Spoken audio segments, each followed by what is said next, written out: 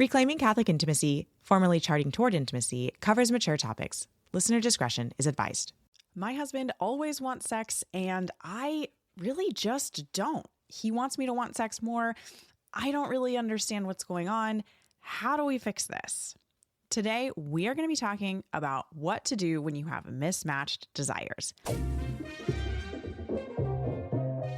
Welcome to Reclaiming Catholic Intimacy, the podcast for Catholic women that helps you improve your sex life, strengthen your marriage, and embrace God's design for love. My name is Ellen Holloway, and let's talk about mismatched desires. This is so common, ladies. It is so common to not want as much sex as your spouse does, right? So it's common if you want sex more than your husband, or it's common if your husband wants sex more than you. Like, just think about it. It is extremely unlikely that two people would want exactly the same amount of sex. So, what do we do when we have this discrepancy in the amount of sex that we want and this discrepancy in desire, this mismatched libido? First off, we need to recognize that part of this might just be because we don't understand responsive and spontaneous desire. And if those two words, you don't know what I mean by that, go back just a couple of episodes. I have an episode on how to figure out if you are spontaneous or responsive desire. That is going to solve a lot of problems. But let's go one further. Let's say we know what desire type we have, and yet we still have this huge discrepancy in want for sex. The reason that you probably don't want sex as much as you want sex is because desire for sex is motivated by reward. Like, the desire for sex is a reward system. It is not a hunger. Like, it's not like hunger or thirst that like our body needs it and therefore craves it. Our body only craves sex if we feel rewarded from sex, right? So think about it this way. If you don't eat, you will feel hunger no matter what. And you will feel hunger for whatever food. If you don't eat for a full day and somebody hands you something that you don't even really like to eat, you will still eat it because you feel hunger. Now, think about an amazing piece of chocolate cake that is delicious.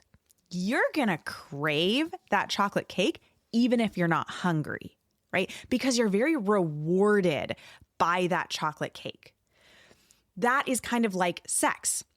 So sex, you're going to crave sex if you are rewarded by sex. So if you're having sex that is not enjoyable and not pleasurable, it's going to be very hard to increase your desire for that. We desire things that we enjoy and that we like.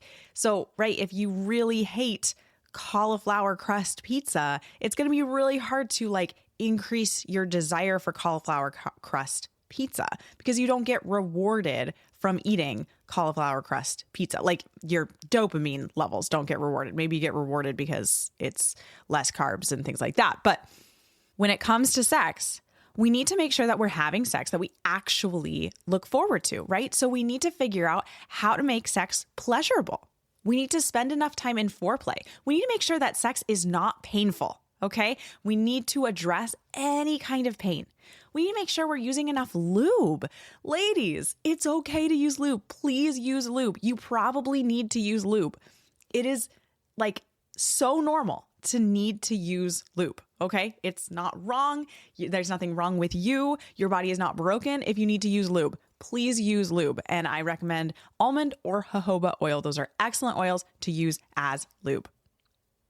If we're looking at trying to navigate this difference in desire, one of the things that I want to recommend to you is create a menu of intimacy items that you can do. Everything from G-rated, just getting together, building non-sexual intimacy, right? So talking together, having a glass of wine together, playing a board game, dreaming together, making plans, those kind of things, right? Those are intimate activities. All the way to showering together, different foreplay things, and different positions in sex, right? I want you to create a menu of items that help you and your spouse build intimacy. Because sex is not intimacy. Sex does not equal intimacy. Now, if you follow me over on Instagram, you see me use the word intimacy for sex all the time. And that is simply because the algorithm does not like the word sex. Okay. But sex does not equal intimacy. Intimacy is so much more than sex. And so when one of you is desiring sex, what you're really desiring is closeness when you're desiring sex. You are truly desiring to unite, right? But it feels like a desire specifically for sex because your brain really is looking for that reward system that comes from sex. And that reward system is pleasure. And God created such a beautiful reward system because sex is so good and he wants us to have sex. And so he built our brains to work that way, that we want something that is enjoyable, and sex is enjoyable. And because sex is so good, like God created sex to be enjoyable because he wants us to have lots of sex. But if sex isn't enjoyable for you yet, then you probably don't want very much of it. So I want you to have this menu of things that you guys like to do together, like all across the board, right? From just playing Mario Kart together, having a glass of wine, like simple things, all the way to the bedroom things that you like to do. So this list is things that you guys both like to do together that help you feel connected, right? So that's going to look different for every relationship. But having this menu of items to choose from is going to be incredibly helpful for my next recommendation. Now, you have heard me talk about on the podcast that it's important to schedule sex. I want to go one step further. I want you to schedule intimacy. And recall, just like 3 minutes ago in the podcast, I talked about how sex does not equal intimacy. So I want you to schedule a minimum, absolute minimum of 2 intimate times per week. 2 of them. This does not mean that you need to have sex both of those times. In fact, I think a lot of times it won't necessarily mean that. This is time to build intimacy. You've got your whole menu of things to choose from. And these are things that build your intimacy. Yes, on the menu is sex. On the menu is things like sensual massage and showering together and, whatever kind of activities you like to do in that realm. But also on the list is things like reading the Bible together, doing a Bible study, maybe reading one of John Paul II's audiences from Theology of the Body and discussing it. Maybe playing board games, sitting down with a glass of wine, making plans, planning a vacation, like things that build intimacy. And you're going to have at least two of these dates per week, and like schedule the evenings that you're going to do it or the early mornings or whatever. And this way, whether or not you're trying to avoid pregnancy or have to abstain for some amount of time, you are ensuring that your relationship is always growing in intimacy. And that is only going to help your relationship. Growing in intimacy is only going to help it. And then what that does is it also allows you to be setting aside time that would be absolutely appropriate time to have sex, right? So we're planning ahead, we're leaving that time available, but there's no pressure to be having sex during these intimate times.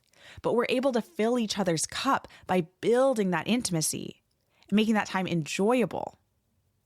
So in conclusion, we got to figure out if you have responsive or spontaneous desire, because that is going to solve a lot of libido mismatch issues.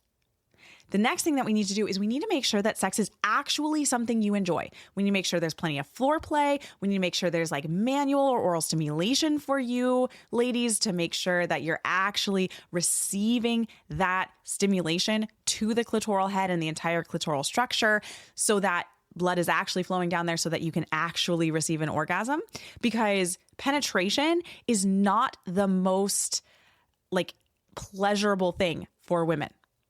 It's usually manual stimulation that is one of the most pleasurable things, especially if there's manual stimulation right around the clitoral head.